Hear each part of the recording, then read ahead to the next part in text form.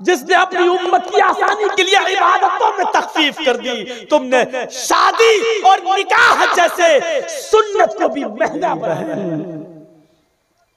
तुम्हारा घर तो आबाद हो गया, लेकिन तुम्हारा बाप बर्बाद हो गया।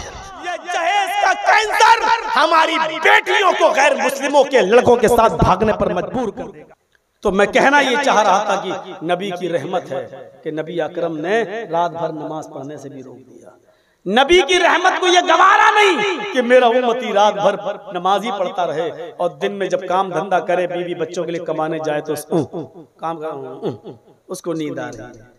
दिन भर रोजे पे रोजा रखता रहा और इतना कमजोर हो जाए कि अपनी बीवी बच्चों को कुछ खिला न सके। नबी की रहमत को ये गवारा नहीं, ये रहम है नबी का मोमिनों के साथ। अच्छा, दिल चाहता है एक हदीस और सुनाऊं, और सुनिए नबी की रहमत देखिए। यहाँ पर बड़ा मजा आएगा आपको।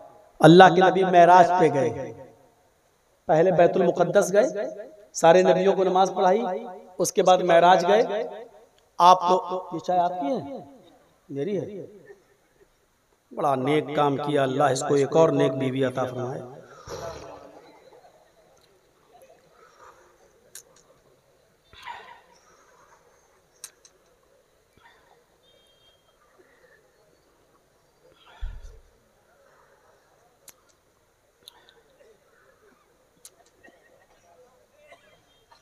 अल्लाह के नबी ने पहले तमाम अंबिया किराम को नमाज पढ़ाई और वहीं से आपको मेराज हुई, आप गए बैतुल मुकद्दस से आसमान के सफर पर। अब सुनिएगा जो चीज बताना चाहते हैं।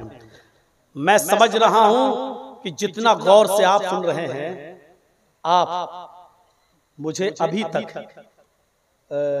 3-4 साल के अपने जलसे के दौरान बिहार और बंगाल में इतना गौर से हमने सुनने वाले लोग नहीं देखे। अगरचे बीच में थोड़ा बहुत डिस्टर्ब हुआ है, लेकिन और कल तो ये हाल था कि लास्ट में 20 आदमी रह गए थे। इतना लेट टाइम दिया कि लोग बस देखे आए। तो कौन है मौलाना? वो अच्छा यही है, वो मोदी के ऊपर बोलता है। बेचारे देखे और चले। तो वो सुनने नहीं आए थे, देखने आए थे कि कौन है। वो जेल में गया था, वो कौन मौलाना था। कुछ लोग बस ये देखने आए थे, चले गए बेचारे।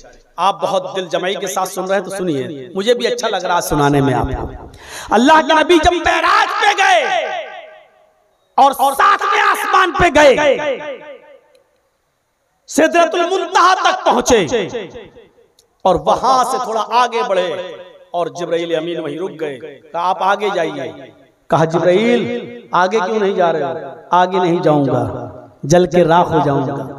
अल्लाह के नबी आगे गए, बहुत करीब हुए अल्लाह के, लेकिन अल्लाह को देखा नहीं।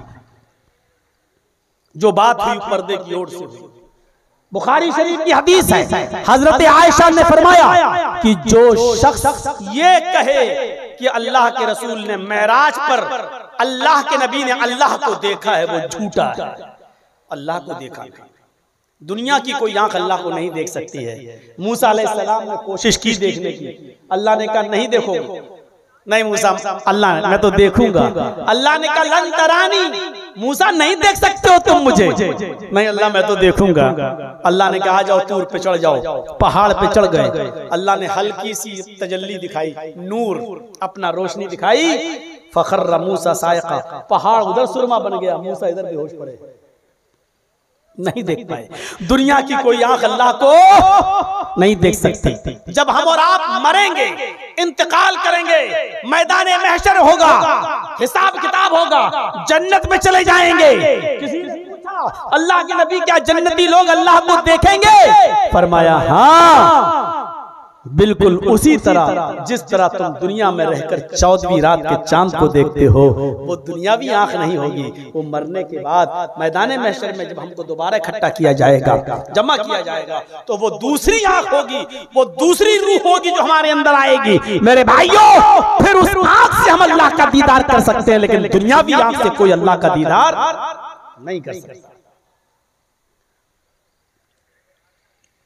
और जो लोग ये कहते हैं अल्लाह ने अपने नूर से मोहम्मद रसूलुल्लाह को पैदा किया, उनको सोचना चाहिए कि अगर अल्लाह ने अपने नूर से नबी को पैदा किया होता तो दुनिया का कोई इंसान नबी को देख ही नहीं पाता। क्यों? क्योंकि अल्लाह के नूर को देखने की ताकत दुनिया की किसी आंख में है ही नहीं। वो जल जाता, राख हो जाता, लेकिन सहाबा नबी को देख रहे हैं और देखकर ईमान भी ला रहे हैं। इसका मतलब यह है कि मोहम्मद रसूलुल्लाह को अल्लाह ने अपने नूर से पैदा नहीं। यही एक दलील काफी है। अगर अकल हो तो सोचने के लिए इतनी अकल काफी है, और ना अकल हो और ना समझो तो उसके लिए पूरा कुरान सुना दो तो वो नहीं समझेगा। तो मेरे भाइयों, पर्दे की ओर से बात हुई। बातचीत के बाद जब लौटे तो अल्लाह ने तोहफा दिया नबी को, और तोहफा तो जानते ही हो क्या मिला। आए मोहम्मद सल्लल्लाहु अलैहि वसल्लम, मैंने आपके ऊपर 50, आप और आपकी उम्मत पर 50 वक्त की नमाज फर्ज कर दी। कितने वक्त की नमाज फर्ज हुई? 50। खुश हो गए अल्लाह के। देखिए नबी खुश है और लेके आ भी रहे माशाअल्लाह, 50 वक्त की नमाज का तोहफा मिला है, खुश होके आ रहे हैं। अब आएंगे तो 7वें आसमान से जब आएंगे तो पहले छठा आसमान पड़ेगा, फिर 5वां, फिर चौथा, फिर तीसरा, दूसरा, उल्टे आ रहे हैं ना अब तो आसमान से। तो जब 7वें आसमान से लौटे तो छठे पे पहुंचे। जब छठे पे पहुंचे तो कौन मिल गया? मूसा अलैहिस्सलाम। कहां जा रहे हो? वापस दुनिया में। क्या मिला है, कुछ बताओगे? हाँ, अखबिरनी या मोहम्मद, अरे मोहम्मद मुझे बताओ, खबर दो, क्या मिला आपको? अल्लाह ने क्या दिया? 50 सलातन या मूसा 50 वक्त की नमाज। हजरत मूसा ने ताज्जुब से कहा, कितनी? अल्लाह के नबी ने कहा 50, मुस्कुराते हुए 50।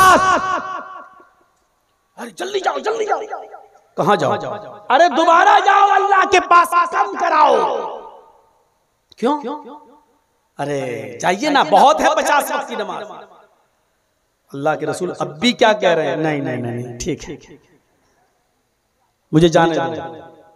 अब मूसा अलैहिस्सलाम ने एक ऐसा जुमला बोल दिया कि नबी अकरम रुक गए। कहा है मोहम्मद सल्लल्लाहु अलैहि वसल्लम, आप तो पढ़ लेंगे, आपके लिए मुश्किल नहीं है, लेकिन आपके साथ साथ ये नमाज आपकी उम्मत पर भी फर्ज की गई है। इन्ना उम्मतक ला तुतीक, ये है हदीस के अल्फाज। इन्ना उम्मतक ला तुतीक, आपकी उम्मत नहीं पढ़ पाएगी। अच्छा, मैं तो अपनी उम्मत का ही नबी हूं। जब उम्मत नहीं पढ़ पाएगी तो कयामत के दिन ये उम्मत नमाज न पढ़ने के बाद जहन्नम में जाएगी, और जहन्नम में जाते हुए अपनी उम्मत को मैं नहीं देख सकता। उम्मत का नाम सुना, उम्मत के लिए रहमत बनकर आने वाला नबी कांप जाता है, थर्रा जाता है। आए मूसा, क्या मेरी उम्मत नहीं पढ़ पाएगी? फरमाया नहीं, ठीक है, मैं जा रहा हूं। फौरन दोबारा गए। अल्लाह ने कहा, मोहम्मद कैसे आए हो? कहा, अल्लाह 50 वक्त की नमाजें मुझे पढ़ने में कोई एतराज नहीं, लेकिन मेरी उम्मत नहीं पढ़ पाएगी। ओह, तो चाहते क्या हो? Do you want concession? जी, अल्लाह कम कर देते। अल्लाह ने कहा, मोहम्मद मेरे पास आए हो, जाओ 10 वक्त की कम कर दी, 40 वक्त की जाओ। फिर छठे आसमान पे मूसा ने कहा, कितनी कम हुई? कहा 10 कम हो गई। कहा 10? ये भी ज्यादा है, 40 की है ना। दोबारा जाओ। नहीं मूसा, अल्लाह क्या कहेगा? अरे जाओ ना, बड़ा मेहरबान है, रहमान और रहीम है वो। इन्ना उम्मतक ला तुतीक, मैं जानता हूं मोहम्मद आपकी उम्मत 40 वक्त की भी नहीं पढ़ पाएगी। मूसा, अगर मेरी उम्मत नहीं पढ़ पाएगी तो बेकार है। फिर गए। अल्लाह ये भी ज्यादा है। अच्छा, 10 और कम कर दूं, ठीक है ना? हाँ, 30। मूसा ने कहा, ये भी ज्यादा है। फिर गए। अल्लाह ये भी ज्यादा है, जाओ 10 और कम, 20। फिर आए। मूसा ने कहा, ये भी ज्यादा है। कहा मूसा नहीं, अब नहीं जाऊंगा। जाओ, नहीं पढ़ पाएगी आपकी उम्मत। इन्ना उम्मतक ला तुतिक, बार बार यही कह दिया, इन्ना उम्मतक, उम्मत का नाम सुनते फौरन चल देते, नहीं नहीं रुको मैं जा रहा हूं, अल्लाह मेरी उम्मत 20 वक्त की भी नहीं पढ़ पाएगी। 10 अब तो ठीक है, 40 कम हो गई, अब क्या 50 में 40 कम हो जाए तो बहुत बड़ी बात, अब तो 10 की रह गई। आए मूसा अलैहिस्सलाम ने कहा क्या हुआ? कहा नहीं बताऊंगा। चलो जाने दो। अरे बताओ ना क्या हुआ? कहा मूसा 10 और कम कर दिया अल्लाह ने, 10 वक्त की रह गई। कहा कितनी कम की? कहा 10। मूसा ने कहा बस? कहा बस का मतलब? कहा अल्लाह ने 10 ही कम की और 10 बाकी रखी। कहा नहीं पढ़ पाए। कहा नहीं अब पढ़ लेंगे। 40 कम हो गई, 10। अब तो मैं अपनी उम्मत को इंशाअल्लाह मेहनत और कोशिश करके 10 हम मैनेज कर लेंगे, मेरी उम्मत पढ़ लेगी। आने लगे। मूसा ने कहा मोहम्मद जा रहे हो तो जाओ, लेकिन याद रखना मेरा तजर्बा है, मैं भी नबी बनकर दुनिया में गया था, मेरी उम्मत पर तो सिर्फ 2 वक्त की नमाज फर्ज थी, मेरी उम्मत 2 वक्त की नमाज भी नहीं पढ़ पाई, आपकी उम्मत 10 वक्त की कैसे पढ़ लेगी? फिर पीछे मुड़ के देखा, अरे मूसा आपकी उम्मत 2 वक्त की भी नहीं पढ़ पाई। नहीं मैं फिर जा रहा हूं अल्लाह के पास, रहमत वाला। अपनी बेटियों की शादी और अपनी बहनों की शादियों में खुद मुसीबतें तुमने मोल ली हैं, लंबी चौड़ी बारातें, लंबे चौड़े जहेज पैदा कर करके। वो तो बड़ा मेहरबान नबी, रसूल रहमत बनाकर भेजा था अल्लाह, जिसने अपनी उम्मत की आसानी के लिए इबादतों में तखफीफ कर दी। तुमने शादी और निकाह जैसे सुन्नत को भी महंगा बना दिया। जब तक 250-300 चोरों को न ले जाओ, डकैतों को न ले जाओ, मैं बोलूं बुरा लगे तो मत बुलाओ, रब्बे काबा की कसम कोई फर्क नहीं पड़ता। 25 साल का अरसा बहुत गुजार लिया मैंने आपके बीच में, अब नहीं भी बुलाओगे तो फर्क नहीं पड़ता। जरा तसव्वुर करो, किसके यहां खाते हो तुम? लड़की वाले के यहां बाराती बनकर। शर्म नहीं आती तुम्हें? कैसे वो लुकमा तुम्हारे हलक के अंदर चला जाता है लड़की वालों के यहां, खाकर और हजम हो जाता है, और उस लुकमे को लैट्रिन के रास्ते से पैखाना बनाकर कैसे आसानी से निकाल लेते हो। अकल से सोचो, क्या लड़की वाले के यहाँ खाना सही है? शरीयत में तो हुक्म नहीं है।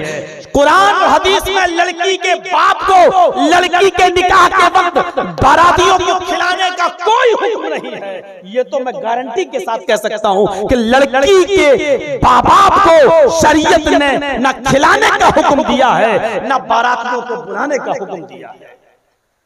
लेकिन अकल से भी सोचो, क्या लड़की वाले के यहाँ खाना सही है?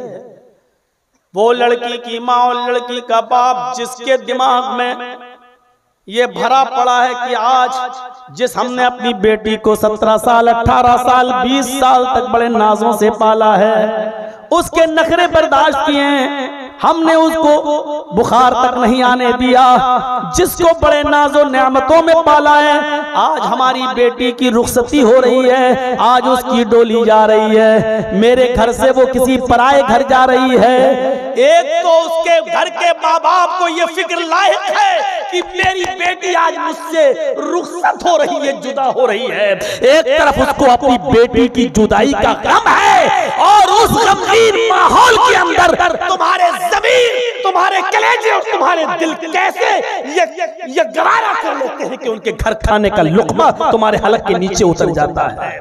और दूसरी तरफ उस लड़की के बाप को और माँ को हजारों टेंशन, उसके भाई को हजारों टेंशन दिमाग में कि मेरी बहन मेरी बेटी आज जिस घर में जा रही है, पता नहीं उस घर के माहौल में वो अपने आप को एडजस्ट कर पाएगी या नहीं कर पाएगी। यहाँ उसकी छोटी मोटी गलतियां उसकी माँ नजरअंदाज कर देती थी, मैं उसका बाप नजरअंदाज कर देता था।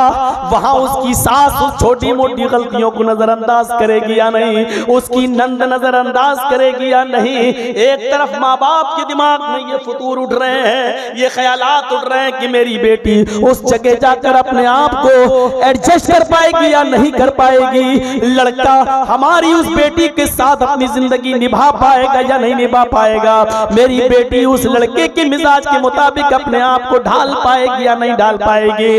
हजारों खतरों के तूफान सैलाब उसके दिमाग में उठ रहा है। एक तरफ उसको ये टेंशन है और ऐसे मौके पर 300 और 400 बारातियों को अच्छा खिलाने का भी टेंशन है। अगर आज इनके खाने पीने में कमी हो गई तो मेरी बेटी को जिंदगी भर ताने मारे जाएंगे। बेगैरतों, बेशर्मी की हया सारी तोड़ दी है, हदें तोड़ दी है। लड़की वालों की यहाँ बेशरम बन के खाना खाते हुए तुम्हारा जमीर मर कैसे गया? ये जमीन फट क्यों नहीं गई हो? तुम जमीन में धंस क्यों नहीं गए? कैसे गवारा कर लिया लड़की वाले के घर खाना खाना?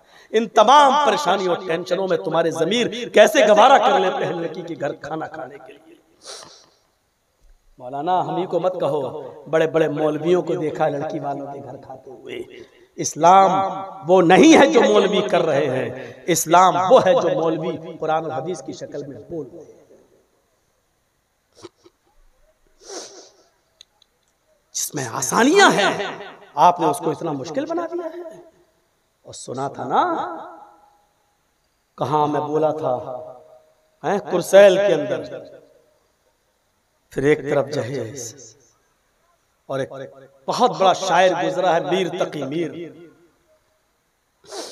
अपनी बेटी की शादी की।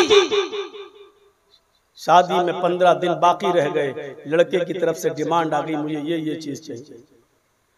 लड़की को पता नहीं था, बाप ने उसकी डिमांड पूरी करने के लिए चुपके से घर बेच दिया, दुकान बेच दी। अच्छा लड़का था, शानदार तरीके से शादी कर दी, जो जो लड़के ने मांगा सब कुछ दे दिया। अभी तक मीर तकी मीर की बेटी को पता नहीं। और जब मेहंदी लग गई, दुल्हन बन गई, सुर्ख जोड़ा पहना दिया गया, सब कुछ हो गया, रुखसती होने लगी, अपने बाप के गले से चिपक के रोई, अपनी माँ के गले से चिपक के रोई। और फिर वो ससुराल वाले जो आए थे लेने के लिए, उनके साथ उनकी गाड़ी में बैठ गए।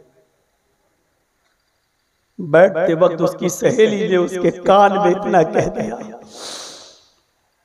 मेरी बहन तुम्हारा घर तो आबाद हो गया, लेकिन तुम्हारा बाप बर्बाद हो गया। उसने पूछा क्या हुआ? कहा तुम जिस घर में जा रही हो तुम्हारे शौहर ने डिमांड रख दी, उस डिमांड को पूरा करने के लिए जिस घर से तुम जा रही हो वो घर बिक चुका है, तुम्हारे बाप की दुकान बिक चुकी है। सदमा बर्दाश्त नहीं कर पाई, किसी तरह घर पहुंची। खुलवत में जब शौहर आया तो उसने दरवाजा बंद कर दिया। कहा नहीं, मेरे जिस्म को हाथ नहीं लगाओगे। कहा क्यों? कहा तुमको तो मेरे माल से मोहब्बत थी, वो मेरे बाप ने दे दिया है, जो तुम्हारी माँ के पास नीचे रखा हुआ, जाओ सो जाओ उस माल के पास। देखो आज की रात बहस की रात नहीं है, पूरी जिंदगी पड़ी है, कभी हम इस पर बहस कर लेंगे। नहीं, मेरे बाप को बर्बाद करके तुम हमारे साथ चैन और सुकून के 2 पल गुजारना चाहते हो? जुनून था, खूबसूरत बीवी थी, अच्छे कपड़ों में थी, जज्बात मचल रहे थे। उसने थोड़ा सा जबरदस्ती करके हाथ बढ़ाना चाहा, हाथ झटक दिया, जल्दबाजी में बिस्तर से उतरी, फिसल गई, नीचे गिरी, और नीचे गिरी, रूह कब से उंसुरी से परवाज हो गई, उसको हार्ट अटैक हुआ, मर गई। खबर जंगल में आग की तरह फैल गई। अभी तो रुखसत होके आई उम्र, और फजर तक ये खबर मीर तकी मीर के घर भी पहुंच चुकी थी। मीर तकी मीर मस्जिद के अंदर नमाज के अंदर थे। नमाज के बाद उनको बताया गया कि तुम्हारी बेटी का इंतकाल हो गया। वो समझ गए, बाप था, बेटी की मिजाज को जानता था, समझ गया। अपनी बीवी को लेके चलता है, चले ससुराल। बेटी वहां गया तो पता चला कि गुस्ल दिया जा रहा है। बाहर बैठो, बैठ। थोड़ी देर के बाद आवाज आई, कफन पहना दिया गया है। मीर तकी मीर, अंदर जाओ और अपनी बेटी को देख सकते हो। मीर तकी मीर जैसे अंदर गए, अपनी बेटी के दोनों नाक के नथुनों में कॉटन देखा, सफेद कफन में ढकी हुई लाश। कहा मैं अपनी बेटी को देखने आया हूं, ये मुझे क्या दिखा रहा है? कहा यही आपकी बेटी है। मैंने तो सुर्ख जोड़े में अपनी बेटी को रुखसत किया था। कहा मीर तकी मीर, संभालो अपने आप, यही तुम्हारी बेटी है। सर खोला, अपनी बेटी को देखा, आंखों में आंसू, रोए और उस कफन को देखा। उस कफन को पकड़ने के बाद कहा बेटी, तेरा बाप बहुत बड़ा शायर है, लेकिन आज से शायरी बंद। आज मैं जिंदगी का आखिरी शेर पढ़ रहा हूं मेरी बेटी, आज के बाद मुझसे शायरी नहीं। बेटियों के बाप तुम भी हो, बेटों के बाप तुम भी हो। शर्म नहीं आती? इंटरनेशनल भिखारी बनकर भीख मांगता है मोटरसाइकिल की, बुलेट की, यामा की, पल्सर की। इससे बेहतर था कि तू कटोरा लेकर पूरे गांव में भीख मांगता कि मेरा बेटा दुकान नहीं है, दे दो, ताकि लड़की से शादी कर रहा है उसकी दुकान का इंतजाम हो जाए, लड़की को खिला सके। अल्लाह के नाम पे मांगता तो ज्यादा बेहतर होता, बेटे के नाम पे मांगता। शर्म नहीं आई मुझे। उसने अपनी बेटी की लाश को देखा, कफन पकड़ा और लोगों से कहने लगा कि लोगों मेरा दामाद कहाँ है? उसने कहा जी अब्बू, क्या बात? वो लिस्ट दिखाओ जो तुमने मुझे दी थी। कहा कि वो तो आप ही के पास है।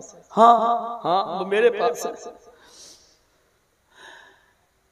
मेरे दामाद, इस लिस्ट में जो कुछ था मैंने सब कुछ तो दे दिया, बस ये कफन नहीं था जो तूने दिया। फिर उस कफन को पकड़ के कहता है अब आया है ख्याल आरामे जा इस ना मुरादी में। अपनी बेटी की कफन को पकड़ के कहता है अब आया है ख्याल आरामे जा इस ना मुरादी में। अब आया है ख्याल आरामे जा इस ना मुरादी में। कफन देना तुझे भूले थे मैं असबाबे शादी में, कफन देना तुझे मैं भूला था असबाबे शादी में। अरे मेरी बेटी, बस यही एक कफन की कमी थी जो तेरा बाप तुझे नहीं दे सका, जो आज तुझे ससुराल से मिला। आए मेरे दामाद, ये कफन भी तू लिख दिया होता मैं ये भी दे देता। इस कफन को देकर तू एहसान जता रहा है कि मैं बहुत बड़ा काम किया। आज मेरी बेटी तेरे दिए हुए कफन में कब्रिस्तान नहीं जाएगी, मेरी बेटी तेरे कब्रिस्तान में दफन नहीं होगी। लोगों में अपनी बेटी के जनाजे को लेके जा रहा हूँ। अपने पास से जो कपड़ा लाया था उसने उस कपड़े में अपनी बेटी को लपेट दिया और अपने दामाद की तरफ से दिया हुआ कफन अपने दामाद के मुंह पे मार दिया और कहा कि मैं अपने कफन ही में अपनी बेटी को दफना दूंगा और अपने आबाई कब्रिस्तान में अपनी बेटी को दफनाऊंगा। मेरी बेटी शादी की पहली रात में शौहर का चेहरा तक जो न देखना चाहती हो, बड़ी बदनसीबी होगी अगर उसकी तरफ से दिए हुए कब्रिस्तान में मैं अपने बेटी को दफन कर दूं। मेरी बेटी तुझसे नाराजगी की हालत में मरी है, इसलिए न तेरा कफन दिया जाएगा न तेरे कब्रिस्तान में दफन किया जाएगा। वो अपनी बेटी को ले गया और अपना दिए हुए कफन में अपनी बेटी को अपने कब्रिस्तान में दफन कराया। इस शेर को फिर से सुनिए। अब आया है ख्याल ख्याल, आराम जा इस नामुरादी में, कफन देना तुझे भूला था मैं असबाब शादी में। सोचो आज तुम और हम सब सोचे, हमारी भी बेटी है, आपकी भी बेटियां हैं, हमारे और आपकी बेटियों के साथ अगर ऐसा हो तो क्या बीतेगा। ये सबका जिम्मेदार है जहेज और उसकी लानत आज हमारे माशरे में नासूर बन चुकी है, कैंसर बनकर पूरे जिस्म में फैल चुकी है। न इसको कोई छोड़ने के लिए तैयार है, न देने वाला देने से और न लेने वाला लेने से पीछे हट रहा है। ये मुआशरे का सबसे भयानक कैंसर बन चुका है। इस कैंसर से अपने आप को बचाइए, वरना ये जहेज का कैंसर हमारी बेटियों को गैर मुस्लिमों के लड़कों के साथ भागने पर मजबूर कर देगा। ये जहेज की बुराई हमारी माँ बहन बेटियों को बजरंग दल और विश्व हिंदू परिषद के लड़कों के साथ जाने पर मजबूर कर देगी, क्योंकि तुम्हारे पास जहेज नहीं होगा और वो बढ़ती हुई जवानी को कंट्रोल नहीं कर पाएंगी।